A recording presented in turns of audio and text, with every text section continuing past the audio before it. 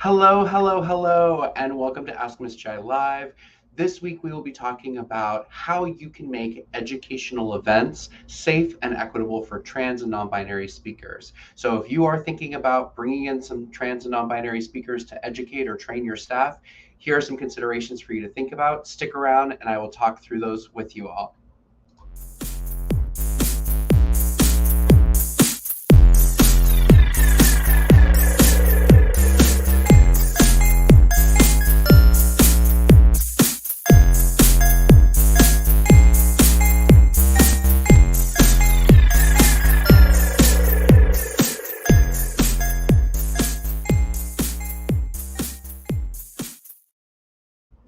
Hello, everyone, and welcome back. I am so excited to be here talking to you all about how you can make your educational or organizational events safe and equitable for trans and non-binary speakers that you might be bringing in.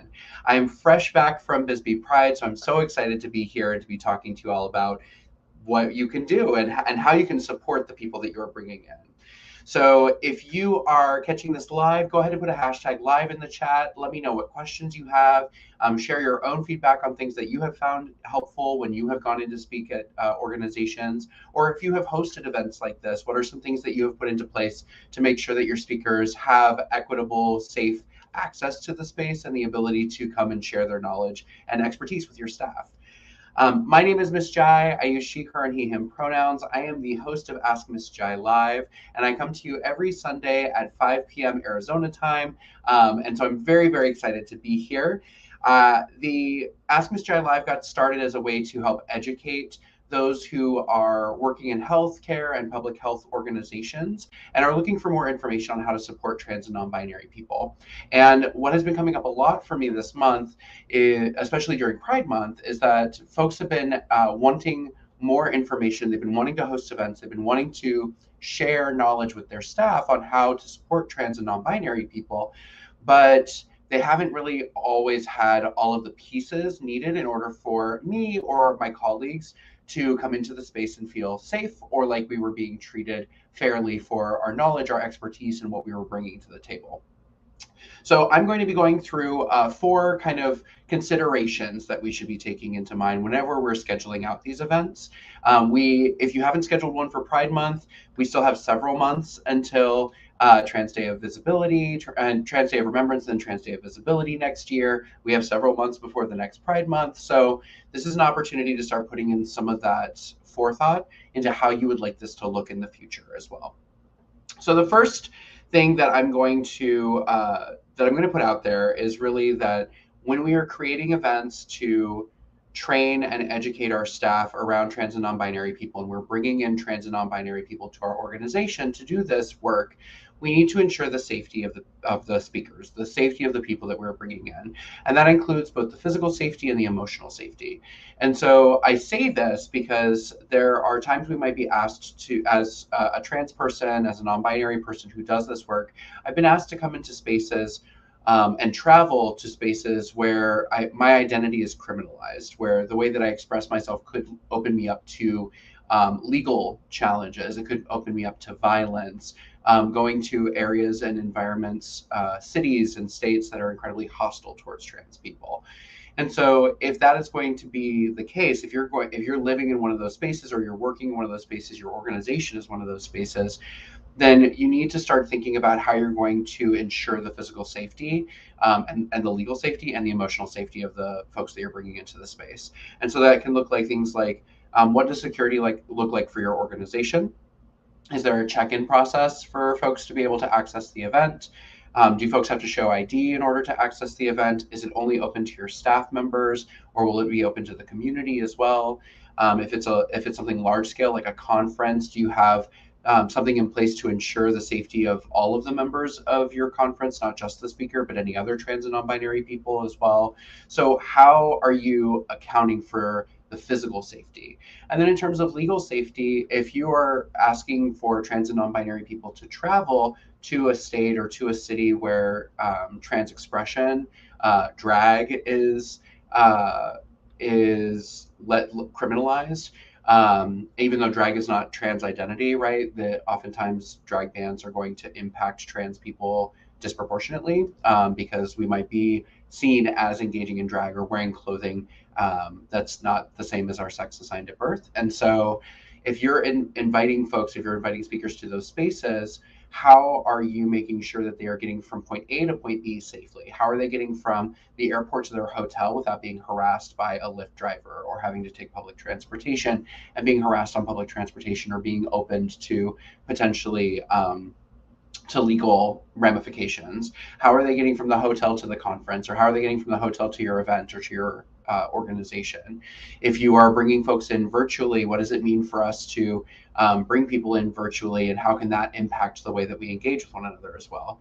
And so these are all like the physical and the legal safety pieces we have to keep in mind. And that might look like things like hiring security for the event. It could look like creating a check-in process so that folks are screened before they enter the event, just to reduce the likelihood of violence or harm taking place. It could look like making sure that there's a chauffeur available, or setting aside a private transportation so that, or transportation hosted by the host committee, or provided by the host committee, or like folks that you know are not going to potentially create those legal or physical harms for the speakers that you're bringing in. And then when I say emotional safety, it kind of leads me into my second consideration. And the second consideration is your organization ready for a speaker? And I say this because I've worked with, and I've also been in the position, as several of my colleagues have been, where we come in to do a training on trans identity. We come in to do a training on even some foundational pieces, pronouns, name usage, identity basics, and the environment and the response from the audience is incredibly hostile, meaning that folks are combative about the information. They're argumentative when we are providing it. They are, we provide them with resources and sources and talked about our experience, and then our experience is argued and combated against. And this isn't to say that folks are always going to be on board, but I think that when we are stepping into an organization, into an environment that has not been primed for education, primed to open understanding around identities different than the ones that we hold, then we as speakers enter into that space and end up doing a lot of emotional labor for ourselves and emotional like regulation for ourselves, in order to provide the same information that we would provide to other organizations without that conflict, argumentativeness, combativeness, defensiveness around the information that we're providing. And so some things you can do to prime your organization for this information is you can make sure that you have champions on multiple levels of the organization. So you might be working in a DEI space, you might be working in HR, you might be working in a program that serves trans people or is going to be serving trans people. But if you can also get folks who are direct line staff, if you can get middle management, if you can get organizational leadership, at least one person from each of those sort of spheres on board to help model why this is important, why this information is pertinent to the work that you're doing, why it's important for us to understand communities that are different from ourselves and different from our own community, and also ultimately how this impacts the ways that trans and non-binary people are treated in our society, impacts their overall health and wellness and health outcomes, and link it back to the work. Then that can help to reduce some of that combativeness, argumentativeness, and other aspects that can occur in when going in and presenting to an organization that has had no training or no groundwork completed.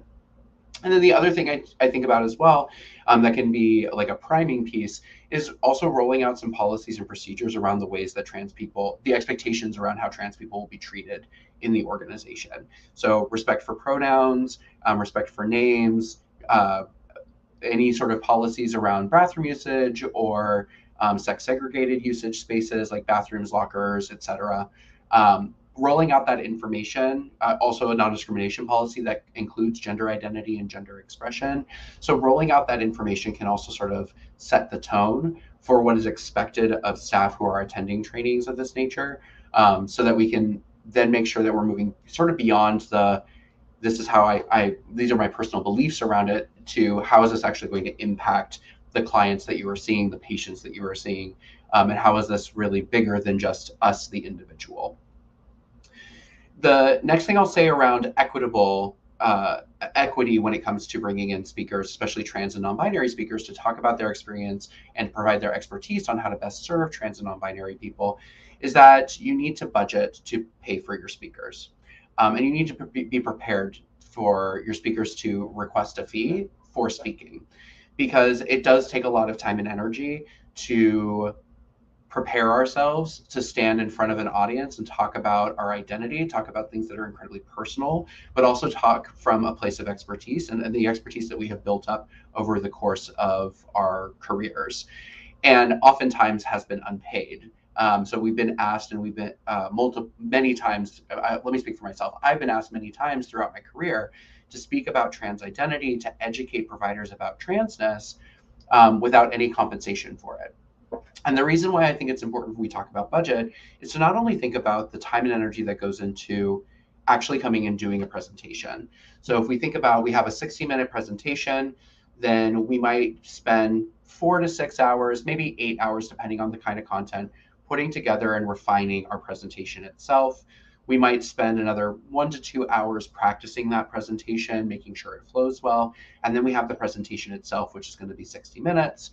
Sometimes there's some buffer beforehand and buffer afterwards. So we're looking anywhere between 10 and 15 hours spent on an hour presentation. But that's just the logistics of the presentation itself. We also have to be prepared for, what if there is a negative response and we are needing to take time off afterwards because I myself am emotionally distraught after having this negative, conflicting argument with someone in the audience.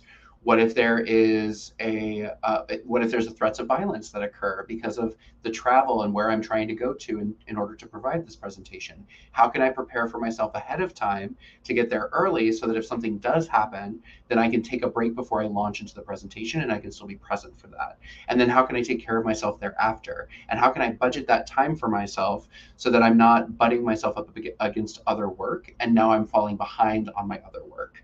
So there's the emotional capacity piece of talking about our identities and the emotional capacity piece of presenting on our expertise and our lived experiences.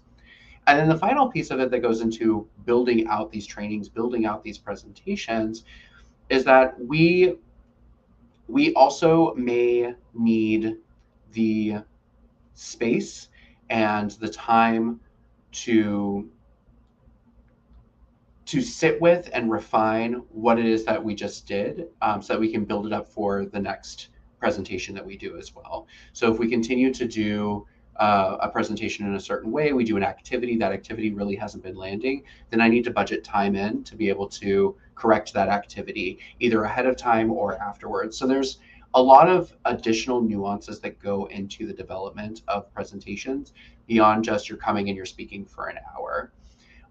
And the other piece of this too is that if I'm coming and speaking for an organization, then I'm also, I think about, like, if I'm traveling to speak for an organization, then I'm also potentially traveling out the night before so that I can be there depending on what time it is the day of, so I can do the presentation, and then I'm traveling back home. And so that's also incredibly disruptive to the other work that I'm doing.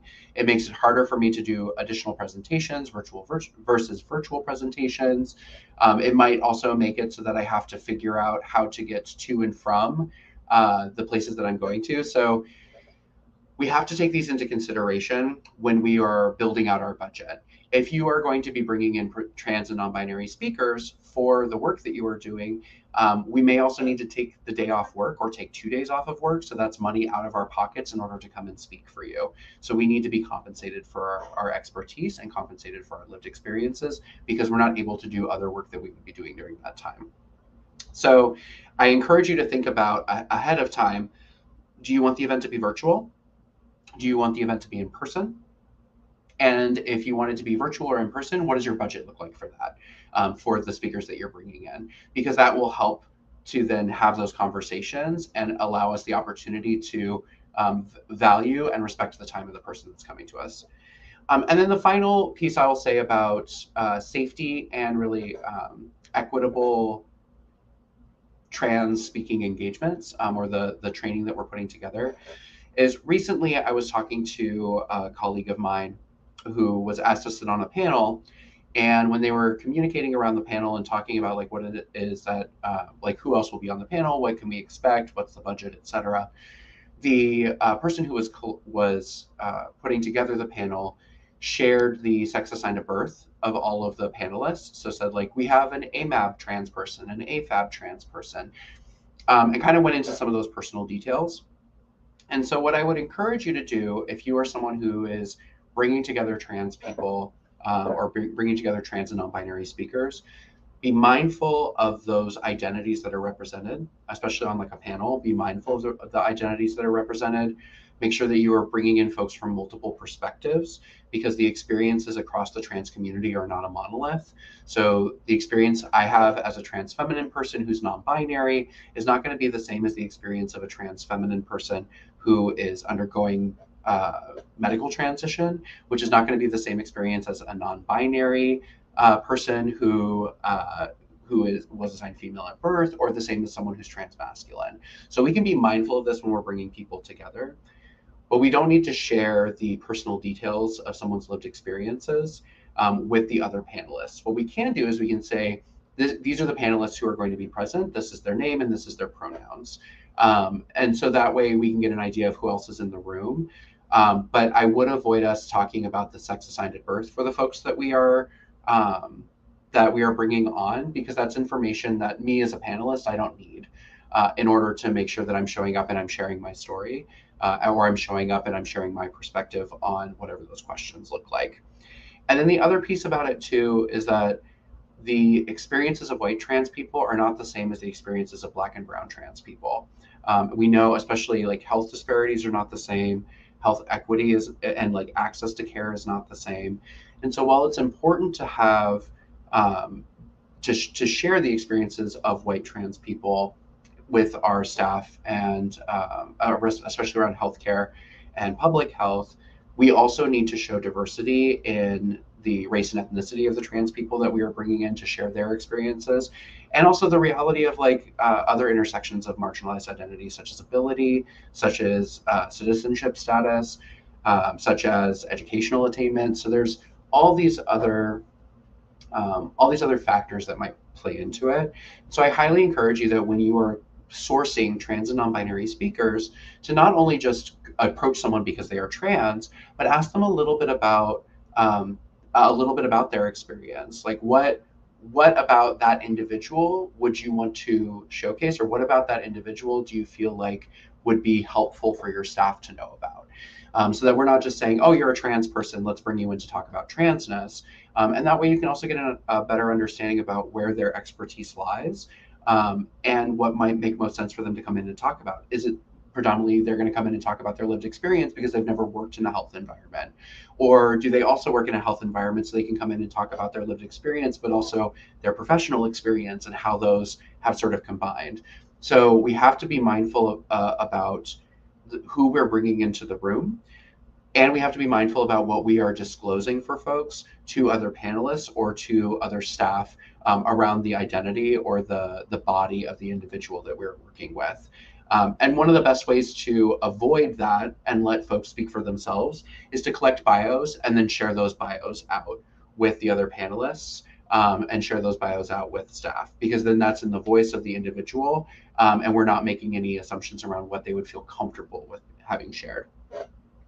So to really just recap those 4 pieces of what we should be thinking about. And again, if you are catching this live, go ahead and put in the chat which pieces of this you find most interesting, which pieces you're like, we're already doing this, but it has me thinking we should also be doing this other thing. Or if there are any pieces of this that you feel like are missing, other considerations for trans and non-binary speakers when they come into your organizations that you have already instituted or that you've gotten feedback around instituting, please share that in the comments as well.